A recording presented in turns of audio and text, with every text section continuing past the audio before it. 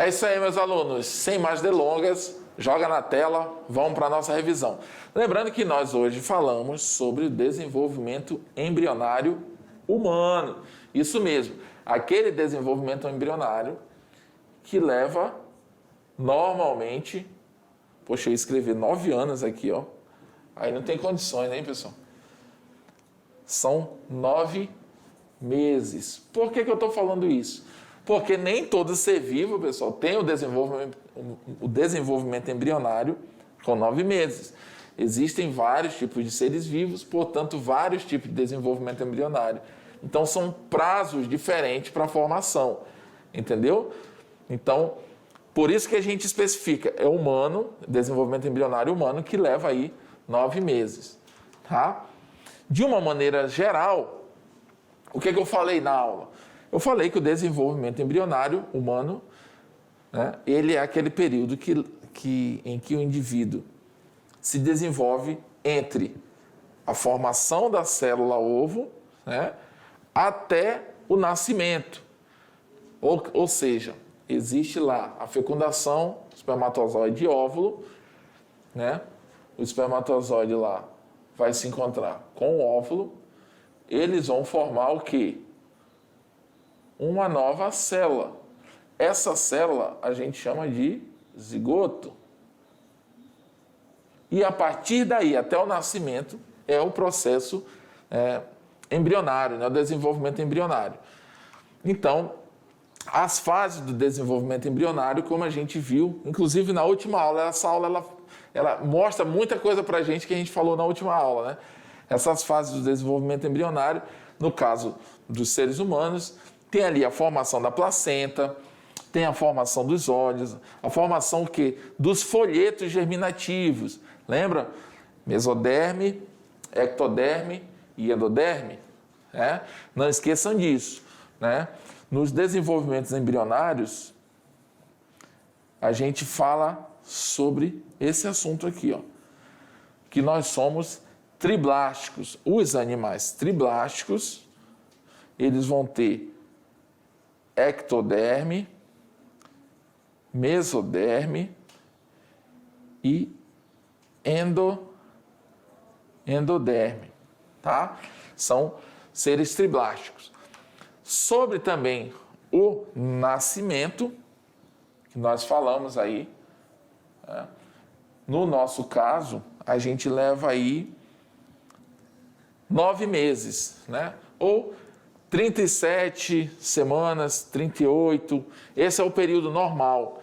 Também os médicos contam muito também por semana. Esse nascimento, ele tem aí, no nosso caso, pode ser cesariana, que é a partir da cirurgia, ou pode ser através do parto normal. Até porque nós vimos também que o próprio indivíduo, né, o próprio embrião, né, o próprio feto, ele chega ali na 36ª semana, ele começa a se encaixar, ele começa a se virar para naturalmente nascer do parto normal, né? E muitas vezes por algum tipo de problemas ou algum tipo de lentidão, digamos assim, no sistema de desenvolvimento embrionário, algum tipo fisiológico lá, ele pode não se encaixar, ou se ele se encaixa, pode não ter a dilatação adequada para o nascimento do parto normal. Então isso vai levar a uma cesárea, tá bom? Então, todo esse desenvolvimento embrionário que nós vimos sobre a formação dos sistemas, né, a diferenciação das células, as especialidades das células em funções diferentes, elas estão todas ligadas às fases do desenvolvimento embrionário humano. Tá bom, pessoal? Foi isso que a gente viu aí. Vamos para frente, que tem atividade aí para a gente fazer.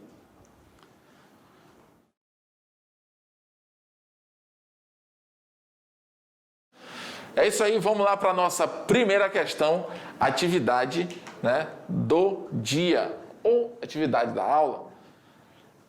Questão 1. A fecundação é o processo que dará início à formação de um novo ser, a partir do encontro de quem? Espermatozoide e óvulo, na tuba uterina. O momento em que o embrião se implanta no útero ocorre aproximadamente... Vamos lá. A. 3 dias após a fecundação no estágio de mórula. 5. B. 5 dias após a fecundação no estágio de gástrula. C. 6 dias após a fecundação no estágio de blastocisto. D. 12 dias após a fecundação no estágio de blástula. E 2 dias após a fecundação no estágio de mórula. Né, pessoal? Então, aqui a gente viu que após a fecundação, a formação da célula ovo lá nas tubas uterinas, né? Como está aqui na questão, o espermatozoide se encontra com o óvulo e vai fecundar, vai ocorrer a fecundação, a formação da célula ovo. Ela vai começar a se desenvolver, né? Mas ela ainda não vai ficar ali. Ela vai se desenvolvendo e vem se dirigindo ali para o centro do útero, digamos assim. Tá? E é no útero, lá no centro do útero, na região uterina, né, de fato, é que ele vai ser fixado no útero. Né? E durante essa vinda dele de lá para cá, digamos assim, das tubas uterinas para o útero, vai estar ocorrendo as divisões celulares, a formação da mórula, né, que é aquelas primeiras segmentações, e a formação do blastocisto. E aí vem a fixação no útero. Isso vai acontecer 6 dias após a fecundação, ó, que ele vai estar no estágio de blastocisto. Tá bom, pessoal? Então, é por isso que eu acho que a professora Tabita deve ter falado com vocês, quando você fala sobre, acho que vocês falaram sobre métodos contraceptivos, eu não sei se foi citado a questão da pílula do dia seguinte. Né? Por quê? Porque essa pílula, ela vai impedir esses processos iniciais, ou seja, ela vai impedir esse primeiro desenvolvimento da célula. Né? Então, fazendo com que esse processo aqui não ocorra. Porém, isso acontece às vezes pela grande, como é que eu vou dizer? Pela grande quantidade de hormônios que essa pílula estimula a agir nesse momento, o que não é saudável. Portanto, os métodos contraceptivos são necessários para que você não precise, né, utilizar a pílula do dia seguinte, que não é uma coisa tão saudável assim. Tá? Então, nesse caso aqui, questão C, né, ele vai ocorrer 6 dias após a fecundação no estágio de blastocistos. 2. O que ocorre na 4ª semana após a fecundação? O interessante, pessoal, é que, vejam bem, são 40 semanas aí aproximadamente. Né? É muito processo que ocorre semana por semana, dia por dia, principalmente nas primeiras semanas, tá bom? Então, você tem que estar bem atento aí ao que a gente falou. No caso aqui da 4ª semana, após a fecundação, o que acontece? Aparecem os botões que vão formar os pulmões, aparece o tubo neural que vai dar origem ao sistema nervoso central, SN aqui é de sistema nervoso, tá, pessoal? E crista neural que vai se desenvolver em sistema nervoso periférico. Aparecem os olhos e os ouvidos sob a forma de vasos ópticos, ou seja, fica é como se fosse assim as cavidades, né, onde vão ser os olhos, mas ainda não é um olho de fato. E no caso, quando a gente fala em sistema nervoso central e periférico, pessoal, o sistema nervoso central é aquele que vai mandar nas informações. O periférico é aquele que vai levar essas informações para os tecidos, para os órgãos desse corpo, tá bom? Ou seja, para que a minha mão faça o movimento que eu quero, o meu sistema nervoso central, ele tem que criar esse estímulo, né? Ele tem que pensar no estímulo, envia esse sinal. E o sistema nervoso periférico é aquele que leva esse sinal até a minha mão, ou seja, ele leva até as extremidades onde está sendo necessário aquele movimento, tá bom? Então, no caso da 2, essa é a resposta. Descreva o que ocorre com o feto quando ele está com 37 semanas. Olha aí, ele já está para nascer, né? A gente chama aí de feto a termo. Feto a termo é aquele que já está na 37ª para 42 semanas, né? O feto pré-termo é aquele que nasce ali prematuro, que nasce na 26ª, 36ª semana, tá bom? Vocês podem escutar falar esse termo, né? Feto a termo ou pré-termo. Então, o que acontece na 37ª semana? O feto já pesa aproximadamente, né, 2,8 quilos, portanto, ele já está com quase 3 quilos, a cabeça dele começa a se posicionar em direção que é a cavidade pélvica, é o famoso encaixe lá que eu falei, e devido à aproximação no momento do parto. E todos os órgãos nessa fase já estão formados. Afinal de contas, pessoal, ele já está com 37 semanas, já está indo aí chegando no 9º mês. Esse indivíduo ele já está mais numa fase mais de engorda, né? De uma forma mais popular falando. A gente viu aí algumas estruturas que aparecem nele, como o lanugo, aquele pelo inicial, aquele cabelo inicial, a vernix caseosa, que são aquelas gordurinhas, né? São camadas de gordura que ficam presas ali no corpo dele, como a gente chama popularmente de sebo, né?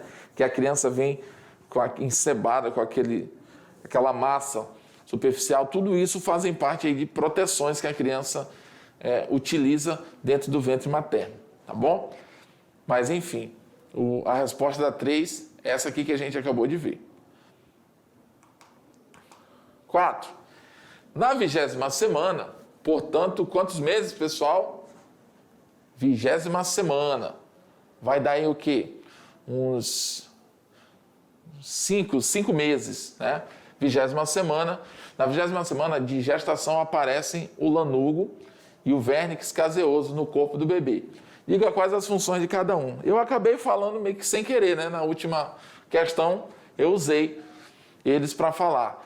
O vernix caseoso ele serve ali como proteção também contra infecções bacterianas que possam estar acontecendo. E o lanugo, por exemplo, a manter a temperatura, né? Proteger ali do frio, do local, enfim. Então, o lanugo é uma penugem fina e coloração, cuja função, proteger o bebê no ventre materno de lesões e também mantém a temperatura, tá? O vernix caseoso, né, ou a vernix caseosa, é a substância esbranquiçada e gordurosa que protege o bebê contra a ação de micro-organismos e controla a hidratação no meio intrauterino. Essa aí eu acabei dando a resposta. Na 3, lá eu já falei essa resposta aqui. Não está difícil. Isso aqui também está bem destacado lá durante a aula. Então não está fácil, não tá difícil de você achar essa resposta não. Tá? Vamos lá então. Última questão. Questão 5. A proteção mecânica do embrião dos mamíferos é realizada fundamentalmente...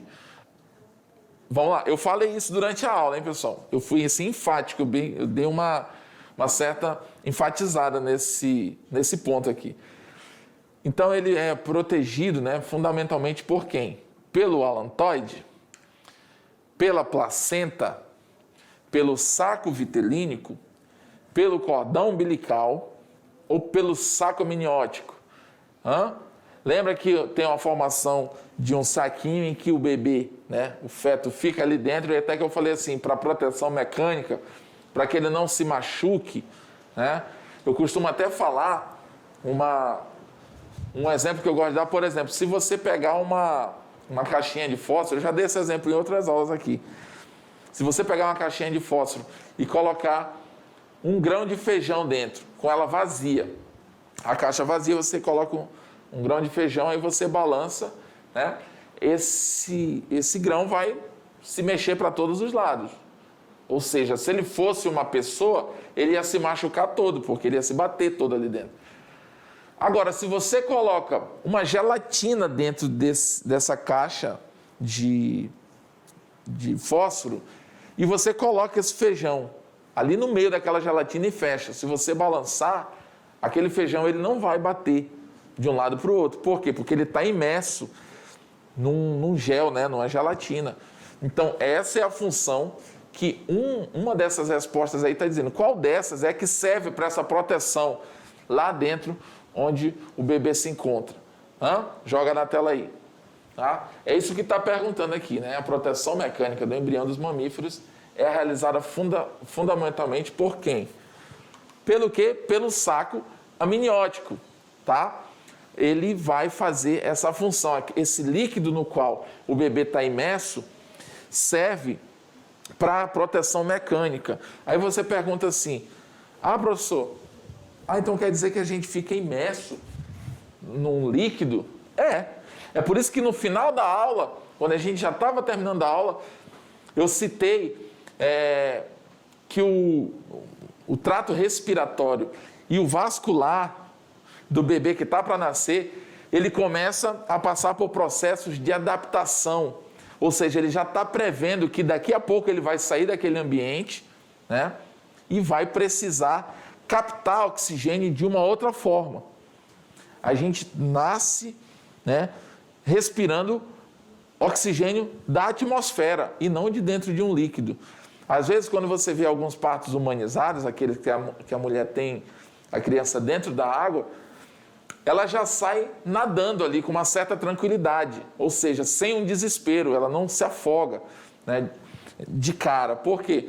Porque naquele momento ela está numa fase ainda acostumada a aquele tipo de respiração, tá bom? Então, no caso de nós, seres humanos, no caso dos partos normais, a gente passa por uma adaptação ali. Por quê? Porque a gente estava nesse saco amniótico, né, exigindo da gente um tipo de respiração diferenciada. Tá? Mas, enfim, se eu só estou fazendo um comentário, a resposta é a letra E. Beleza, pessoal? Então, essa aí foi a nossa aula. Eu espero que vocês tenham conseguido assimilar bem o que a gente falou. Tudo que a gente viu aqui não é muito estranho para a gente, porque a gente conhece pessoas grávidas, a gente conhece, de uma certa forma, esses períodos, né, do desenvolvimento. A gente sabe mais ou menos o que está acontecendo. Agora, tecnicamente falando, a gente deu uma vista minuciosa em dias, semanas e tudo o que está acontecendo com o desenvolvimento embrionário de um ser humano. Tá bom, pessoal? Vamos para frente que tem mais conteúdo por aí. Se liga!